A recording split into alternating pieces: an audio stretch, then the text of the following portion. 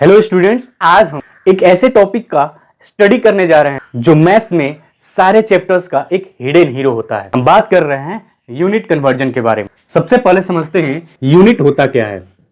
तो यूनिट किसी भी क्वांटिटी को मेजर करने का एक तरीका है। जैसे हम लेंथ को मेजर करने के लिए मीटर, किलोमीटर, सेंटीमीटर का प्रयोग करते हैं, जैसे हम वेट को मेजर करने के लिए किलोग्राम, ग्राम का प्रयोग करते हैं, या समय को मेजर करने के लिए मिनट, सेकेंड्स, आवर का प्रयोग करते हैं। These are called units. अब हम समझते हैं कन्वर्जन होता क्या है।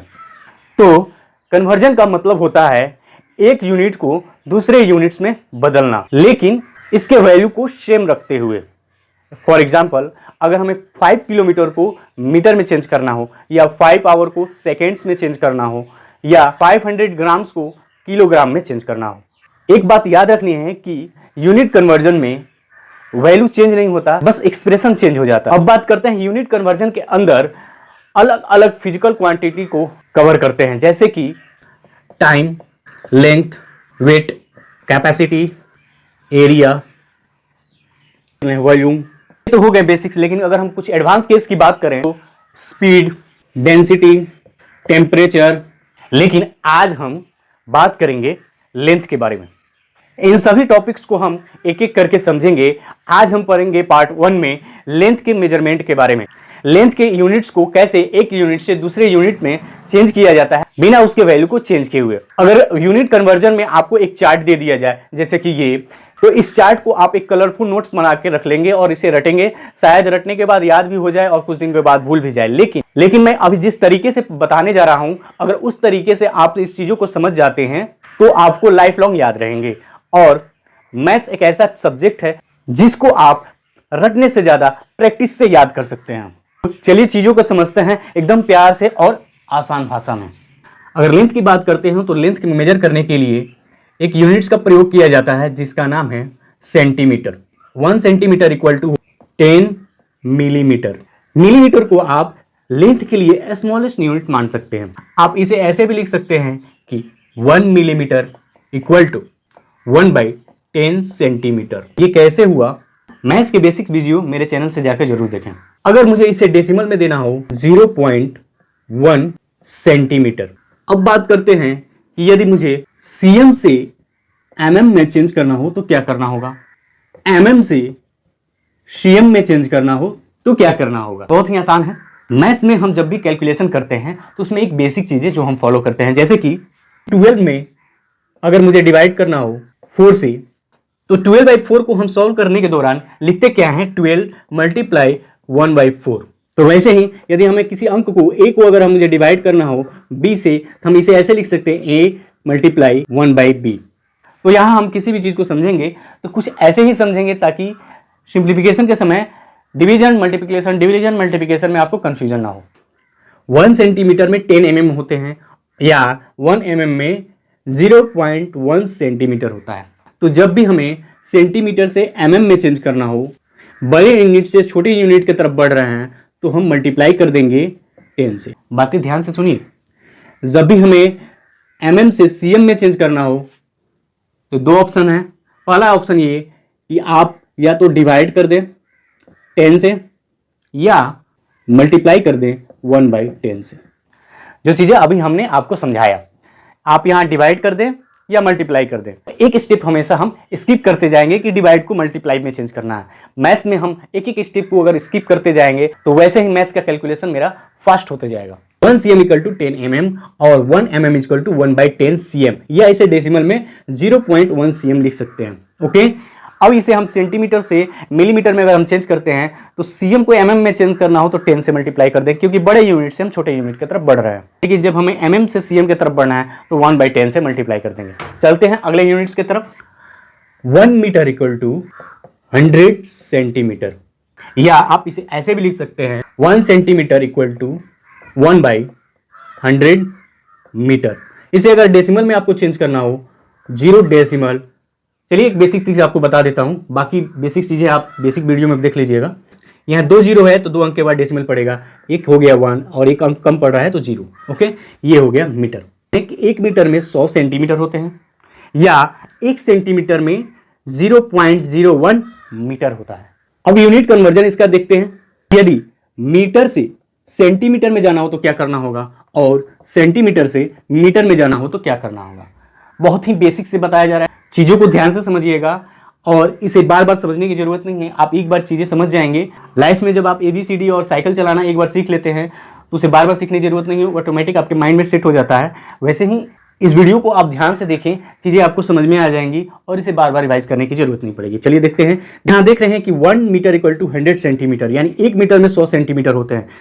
और जब आपको मीटर को सेंटीमीटर में चेंज करना हो, बड़े यूनिट से छोटे यूनिट की तरफ बढ़ रहे हैं, यानी चीजें कब बढ़ेंगी, या तो मल्टीप्लाई होगा या एडिशन होगा या इस तरह का कुछ कैलकुलेशन होगा। ओके, तो यहाँ पे मल्टीप्लाई होगा। अब बात करते हैं किस चीज से मल्टीप्लाई होगी, तो मल्टीप्लाई होगा 100 से, क्योंकि इन दोनों के बीच में रिलेशन बन रहा है 100 का। इतना बात याद रखिएगा। तो मीटर को सेंटीमीटर में बदलना हो तो 100 से मल्टीप्लाई, और सेंटीमीटर को मीटर में बदलना हो तो आप मल्टीप्लाई करें 1/100 से। बाकी वो सेकेंड थिंग मैं नहीं बताने जा रहा, उसे आप स्किप करिए ताकि आपका मैथ का कैलकुलेशन फास्ट हो। अब बात करते हैं थर्ड यूनिट्स के बारे में, kilometre and metre. 1 kilometre equal to 1000 metre, या इसे आप ऐसे भी लिख सकते हैं 1 मीटर इक्वल टू 1/1000 किलोमीटर। आप इसे डेसिमल में लिख सकते हैं 0.001 किलोमीटर। अब इसके हम कन्वर्जन के बारे में बात करें, किलोमीटर को यदि आपको मीटर में चेंज करना हो या मीटर को किलोमीटर में चेंज करना हो तो क्या करना होगा। तो बेसिक सी चीज है, आपको जैसे मैं बताया कि किलोमीटर को मीटर में चेंज करना हो, बड़े यूनिट से छोटे यूनिट की तरफ बढ़ रहे हैं, मल्टीप्लाई करेंगे। इन दोनों के बीच में किस नंबर्स का रिलेशन है 1000 का, तो यहाँ पे क्या करेंगे 1000 से मल्टीप्लाई कर देंगे। मीटर से हमें किलोमीटर में बदलना हो, छोटे यूनिट से बड़े यूनिट की तरफ बढ़ रहे हैं, तो याद रखना है जब छोटे यूनिट से बड़े यूनिट की तरफ बढ़ेंगे तो या तो डिवाइड करेंगे या फ्रैक्शन से मल्टीप्लाई करेंगे, तो 1/1000। देखिए चीजें कितनी आसान है, आपको बस इन दोनों के बीच के रिलेशन याद रखना है। कन्वर्ट करने के लिए ये फॉर्मूला कि बड़े से छोटे की तरफ बढ़ना है तो क्या करना होगा, और छोटे से बड़े की तरफ बढ़ना है तो क्या करना होगा। ये मेथड जितने भी यूनिट्स की कन्वर्जन आप पढ़ेंगे उसमें काम आएगा। ये कंसेप्ट है जो आप बेसिक क्लास में समझते हैं। ये सब चीजें आपको उन सब वीडियोस में या उन सब लेक्चर में नहीं देखने को मिलता है जिसमें आप ट्रिक्स या कैसे फास्ट कैलकुलेशन किया जाए, टाइम कैसे बचाया जाए, वो सब चीजें उसमें बताई जाएंगी। उसमें ये सब बेसिक चीजें नहीं मिलेंगी। ये सब बेसिक चीजें फाउंडेशन वीडियोज में मिलते हैं। और बेसिक चीजों को समझने के लिए कंसेप्ट क्लियरिटी बहुत जरूरी है, और कंसेप्ट के लिए टाइम लगता है, और इसी कारण से बेसिक वीडियोज का वीडियो लेंथ जो है लंबा हो जाता है। तो अगर कंसेप्ट सीखना है तो बड़े वीडियोस को जरूर देखें ताकि आपका बेसिक कंसेप्ट क्लियर हो। तो एक बार रिवाइज करते हैं, किलोमीटर और मीटर में संबंध क्या है। 1 kilometre equal to 1000 metre, 1 metre equal to 0.001 kilometre.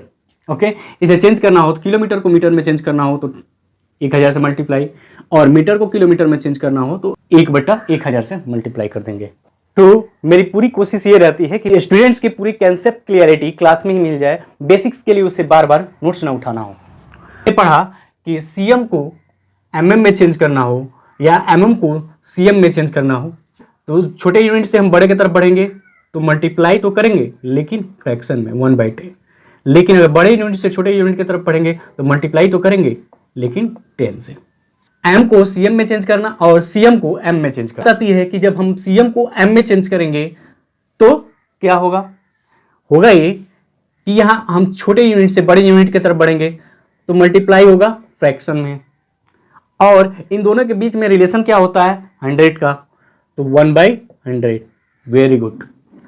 अब बात आती है कि मीटर से सेंटीमीटर में चेंज करना हो, बड़े से छोटे की तरफ बढ़ रहे हैं, मल्टीप्लाई होगा लेकिन 100 से।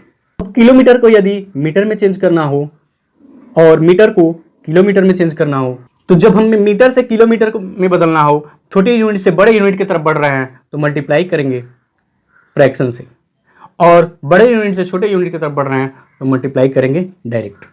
अब बात करते हैं किलोमीटर और मीटर के बीच में रिलेशन किस अंक का होता है, तो 1000 का।